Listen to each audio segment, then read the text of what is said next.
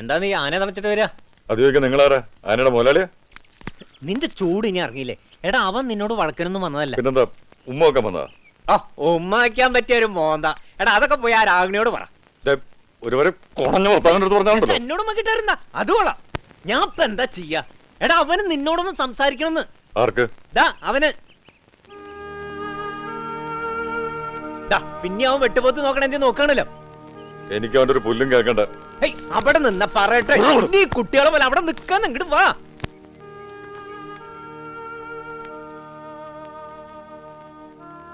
ഇതെടുക്കാൻ മറന്നു.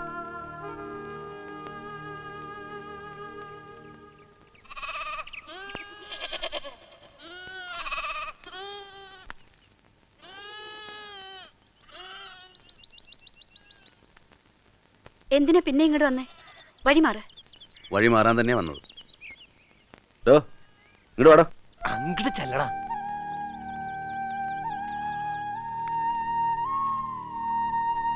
രാവിലെ പറഞ്ഞില്ലേ സ്ലേറ്റിൽ എഴുതിയ പോലെ മായ്ക്കാൻ പറ്റില്ല എന്ന്. മായ്ക്കാം, കാലം മായ്ച്ചോളും. പക്ഷെ ഇവിടെ കല്ലിൽ കൊത്തിവെച്ചിരിക്കുക, മായ്ക്കാൻ പറ്റില്ല. ചേരേണ്ടവർ നിങ്ങളാ, വഴി മുടക്കുന്നത് ഞാനാ. ഞാൻ വഴി മാറുന്നു.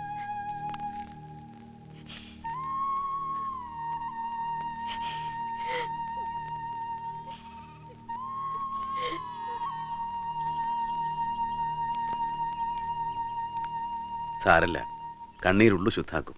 കനപ്പ് പോവും, കരഞ്ഞു തീരട്ടെ. എന്നാ അവര് കരഞ്ഞു തീർക്കട്ടെ, അതിന് വഴി മുടക്കി നിൽക്കണോ? ഞാൻ വിഷമിപ്പിച്ചിട്ടുണ്ടെങ്കിൽ എന്നോട് ക്ഷമിക്കുക, അവളോടും. ഞാൻ പോണതിന് മുമ്പ് കാണാം.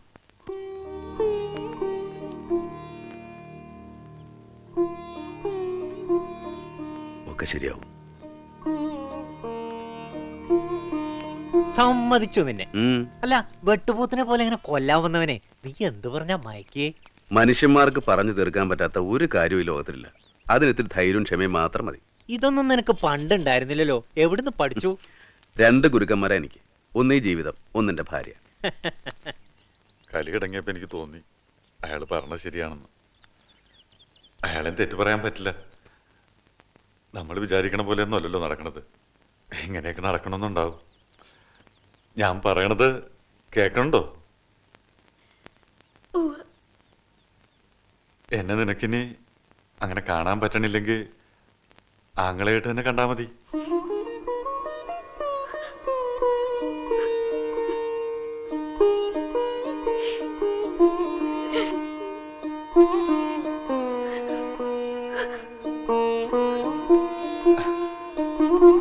ആനയെ തിളച്ചില്ല. ഞാൻ പോയിട്ട് പിന്നെ വരാം. അല്ലെങ്കിൽ നീ വീട്ടിലേക്ക് വാ. സുഖേട്ടാ,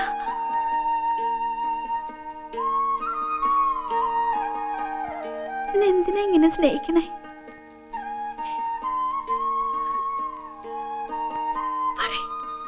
ഇത്രയൊക്കെ വേദനിപ്പിച്ചിട്ടും. അത് എന്ന് ചോദിച്ചാ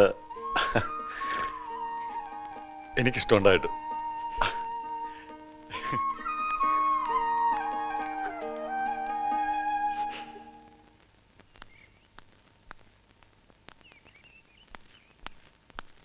അങ്ങനെ ആ കാര്യം കഴിഞ്ഞു.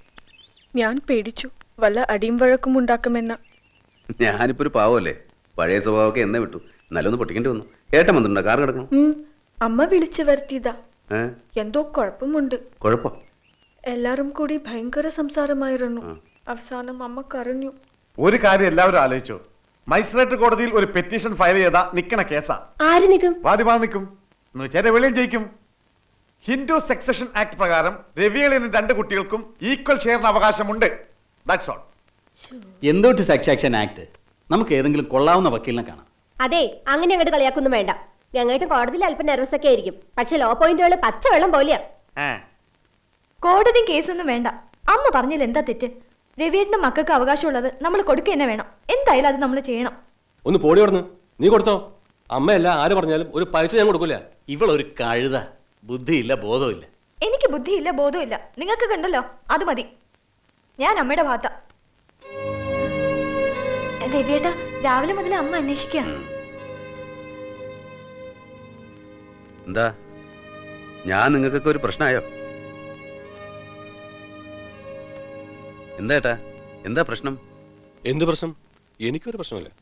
പിന്നെ കോടതിയിലെയും കേസിന്റെ കാര്യം പറഞ്ഞാട്ടു. എന്താ സനന്ദേ? ഓ, ഒന്നും അറിയാത്ത പാവം അളിയൻ വിളഞ്ഞ പുള്ളിയാണ് കേട്ടോ. എല്ലാ കളിയും കളിച്ചിട്ട് മാറുക, എന്നിട്ട് പിന്നിലിരുന്ന് ഇങ്ങനെ വലിക്കുക. കൊച്ചു കള്ള. കൈയെടുക്കടാ. ചൂടാവല്ലേ? ഒന്നുമില്ല, നീ പോയിക്കോ അങ്ങോട്ട്. കാര്യം എന്താ വെച്ചാ പറയേ ആരെങ്കിലും. കാര്യം ഇത്രയേ ഉള്ളൂ. അച്ഛനുള്ളപ്പോൾ ഭാഗം കഴിഞ്ഞതാ. 5-8 കൊല്ലായി. ഒക്കെ ഭൂമിയാ. ഞങ്ങൾ അതൊക്കെ എടുത്ത് അലമാരി വെച്ചേക്കല്ല. ചിലർ വിറ്റു, ചിലർ ബാങ്കിൽ സെക്യൂരിറ്റി വെച്ച് ലോൺ എടുത്തു. അമ്മ എപ്പോൾ പറയണു രണ്ടാമത് ഭാഗിക്കണമെന്ന്? എന്തിനെ? എന്തിനാണെന്ന് ഞങ്ങൾ എങ്ങനെ പറയാം? അമ്മയെ കൊണ്ട് പറയാൻ പറ്റുക ഞങ്ങളല്ലല്ലോ. പിന്നാരാ? ഞാനോ? എനിക്കെന്തിനാ ഇവിടെ ഭൂമിയും സ്വത്തുക്കളും? ഞാൻ അന്യനാട്ടിൽ ജീവിക്കുന്ന ഒരാൾ. എനിക്കവിടെ സ്വന്തമായിട്ടൊരു മുറി അടുക്കളയുണ്ട്, അത് തന്നെ ധാരാളം. പിന്നെ എനിക്കിവിടെ കുറെ ഭൂമി കിട്ടിയിട്ടെന്തിനാ? വിൽക്കാലോ? വിറ്റ് പണമായിട്ട് കിട്ടിയാ പുളിക്കോ? എൻ്റെ പൊന്നു മോളെ, പുളിക്കൊന്നുമില്ല, എന്നാലൊട്ടും മധുരിക്കോ ഇല്ല. ഇക്കണ്ട കാലം മുഴുവൻ എണ്ണിച്ചുട്ട് അപ്പം പോലെ കിട്ടുന്നതുകൊണ്ട് സുഖമായിട്ട് ജീവിച്ചയാളാ രവിയേട്ടൻ. പിന്നെ എനിക്ക് 2 പെൺകുട്ടികളാണ്. എനിക്ക് എന്തെങ്കിലും സംഭവിച്ചു പോയാൽ അവർ വഴിയാധാരായി പോരെന്നൊരാശയുണ്ട്, അത്രേ ഉള്ളൂ. അല്ല, നിങ്ങളുടെ പൊന്നും പണമൊന്നും എനിക്ക് വേണ്ട. അപ്പോ പിന്നെ അമ്മ ഈ പറയണതോ? എനിക്കറിയില്ല, ഞാൻ അറിഞ്ഞിട്ടില്ല. എന്ന് അമ്മയെ പറഞ്ഞ് മനസ്സിലാക്ക്, അല്ലെങ്കിൽ കോടതി കയറേണ്ടി വരും.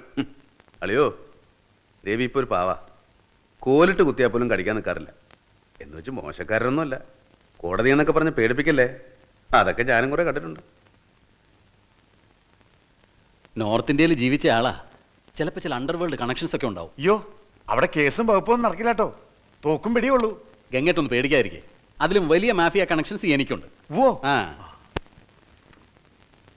അമ്മേ, സ്വത്തുക്കളൊക്കെ വീണ്ടും ഭാഗിക്കണം അമ്മ പറഞ്ഞു. പറഞ്ഞു. നിനക്ക് അവകാശപ്പെട്ടതാ. എന്തിന്? എനിക്ക് എൻ്റെ ഒന്നും ആവശ്യമില്ല. അത് ഞാനല്ലേ തീരുമാനിക്കേണ്ടത്. അച്ഛനെല്ലാം എഴുതി വെച്ചിട്ടുണ്ട്. എനിക്ക് എന്തിനാ അമ്മ ഇവിടെ സ്വത്തും ഭൂമിയൊക്കെ? അടുത്ത ആഴ്ച ഞങ്ങൾ അങ്ങോട്ട് പോകൂലേ? എങ്ങടെ? എങ്ങിട്ടെന്ന് അതുകൊള്ള. എനിക്ക് അവിടെ ഒരു ജോലിയും കുട്ടികളുടെ പഠിപ്പൊക്കെ ഇല്ലേ? നീ ജോലി എടുത്ത് കൊണ്ടുവന്നിട്ട് വേണ്ട ഇവിടെ ജീവിക്കാൻ. ഇനി അന്യ നാട്ടിൽ പോയി നരയിക്കാൻ ഞാൻ സമ്മതിക്കില്ല. കുട്ടികൾക്ക് എവിടെയുണ്ട് സ്കൂള്? അമ്മ എന്താ ഈ പറയണേ? ഞങ്ങൾക്ക് അവിടെ ഒരു കൊച്ചു വീടുണ്ട്. എന്താ ഈ വീട് നിനക്ക് സുഖം പോരെ? പോരെങ്കിൽ പൊയ്ക്കോ. ആരും വേണ്ട എനിക്ക്. എല്ലാവർക്കും അവരവരുടെ കാര്യം. പിന്നെ എന്തിനാ ഇപ്പൊ ഇങ്ങോട്ട് പോന്നേ?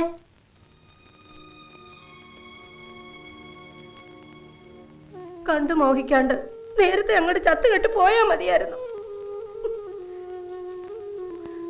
സീത, അമ്മ പറയുന്നത് കേട്ടോ, നമ്മളെ പോവാൻ സമ്മതിക്കില്ലാന്ന്. അയ്യോ അമ്മേ, പോകണം. മോളെ, ഇനി നിന്റെ വീടിതാ. ലച്ചുവിനെ പിരിഞ്ഞാൽ നിനക്ക് സഹിക്കോ?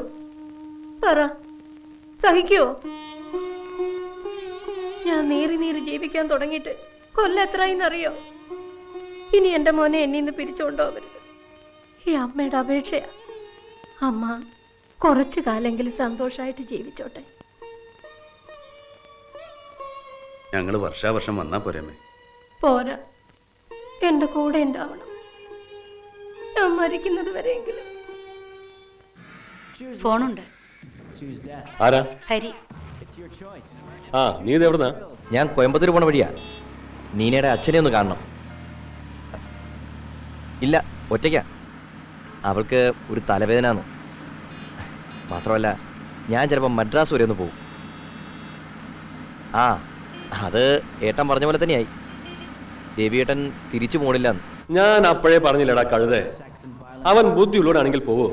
അമ്മയെ മണിയടിച്ച് അവന് വേണ്ടത് അവൻ മേടിക്കും. നീയും സുനന്ദയും ഗീതൊക്കെ അവിടെ നിന്ന് ഇറങ്ങേണ്ടി വരും. അല്ലെങ്കിൽ എന്റെ പേര് രാജ്യത്തുനിന്നല്ല. അമ്മയുടെ പേരിലുള്ള വീടും പറമ്പും നമുക്ക് 4 പേർക്കെ കിട്ടുന്നുള്ള ഒറ്റ വിശ്വാസത്തിൽ ഞാൻ. അല്ലെങ്കിൽ എൻ്റെ അവസ്ഥ ഏട്ടൻ അറിയാലോ. ഞാനെന്ത് ചെയ്യാനാ? ആദ്യം എന്റെ വാക്ക് അനുസരിക്കാൻ. എല്ലാവർക്കും വലിയ സിമ്പതി ആയിരുന്നല്ലോ. ഹലോ ഹലോ ഹലോ, റേഞ്ച് ഇല്ല. രവി പോണില്ലാന്ന്. അല്ല, ഞാനൊന്ന് ചോദിച്ചോട്ടെ. അമ്മയുടെ പേരിലുള്ള വീടും പറമ്പും അമ്മയ്ക്ക് ഇഷ്ടമുള്ളതുപോലെ ചെയ്യാന്നാണല്ലോ ബില്ലില്. അത് രവിക്ക് കൊടുത്തോട്ടെ. ബാക്കിയുള്ളവർക്കൊക്കെ ഇഷ്ടം പോലെ കിട്ടിയിട്ടുണ്ടല്ലോ. ഓ, ഞങ്ങളുടെ വീട്ടിലെ കാര്യം ഞങ്ങൾ അന്വേഷിച്ചോളാം. ഡോക്ടർ രാധ അത് ഇടപെടണ്ട. ഇതെന്തൊരുറക്കം എന്റെ മനുഷ്യ. ഇവിടെ കിടക്കപ്പായ്ക്ക് തീ പിടിക്കുമ്പോഴാ ഒടുക്കത്തൊരുറക്കം. തീയാ എവിടെ? തലമണ്ടിക്കകത്ത്. നിങ്ങളുടെ അല്ല എന്റെ, പിന്നെ എന്റെ മക്കളുടെ. നോക്കിയിട്ടൊന്നും കാണുന്നില്ല. അല്ലേലും നിങ്ങളൊന്നും കാണില്ല. സ്വന്തം അനിയൻ വീട്ടിൽ നിന്ന് ഓഫീസിൽ നിന്ന് ഇറങ്ങാൻ പറഞ്ഞപ്പോ കയ്യും കെട്ടി ഇറങ്ങി പോന്നവനല്ലേ. ഇപ്പതാ ഇവിടുന്ന് ഇറങ്ങേണ്ടി വരും. അതിന് വല്ല വകുപ്പുണ്ടോ നോക്കാൻ പറഞ്ഞപ്പോ ഇരുന്ന് തൂങ്ങുന്നു.